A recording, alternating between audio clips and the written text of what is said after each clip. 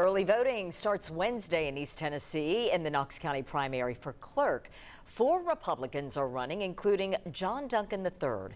Separate from the campaign, a car crash he was involved in last year recently raised concerns. Investigators found John Duncan rear-ended another driver in May of 2025, and police say Duncan caused the crash, and because so, it makes him financially responsible for damages. Now, recently, the other driver reached out to 10 News. This after he saw an interview with Duncan, who stated at the time he takes full responsibility for his past. 10 News reporter Alana Mutnick looked into the concern, spoke to both drivers, and learned just recently about a payment.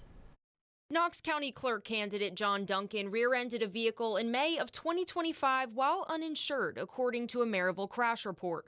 The report lists Duncan as the driver with a financial responsibility violation. I got an estimate for the damage right away. Chris Bunn was in a work truck when Duncan hit his vehicle. Bunn gave Duncan a collision estimate of about $1,100, which Duncan said he would mail in a check as soon as possible. About a week went by and I didn't receive anything, so I tried to follow up with him, and that was when he had stopped responding. Duncan tells 10 News he attempted to call Bunn on the phone several times regarding the status of payment. He had assumed Bunn received the check after mailing it. Almost a year later, Bunn reached out to our newsroom following an interview we hosted with the county clerk candidate. You were the trustee more than a decade ago, but resigned from that office facing a criminal charge, cut a deal for the misuse of taxpayer dollars.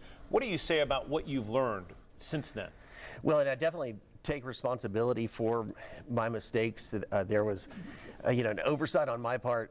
It was an honest mistake. There wasn't, any ill intention, but, I've paid a price in a lot of ways for that, and, totally accept responsibility. Last week, after we reached out, Duncan sent Bunn a Venmo transaction for the full amount of estimated damages. I think situations like this are an opportunity to show that.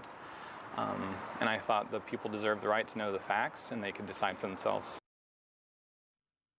That was Alana Mutnick reporting. John Duncan says he checked bank statements several times after writing the original check and just figured it was taking the other driver a while to cash the check. Duncan also says he sent another payment and figured the case was resolved. You can read full statements, the police report, and the collision estimate right now at WBIR.com.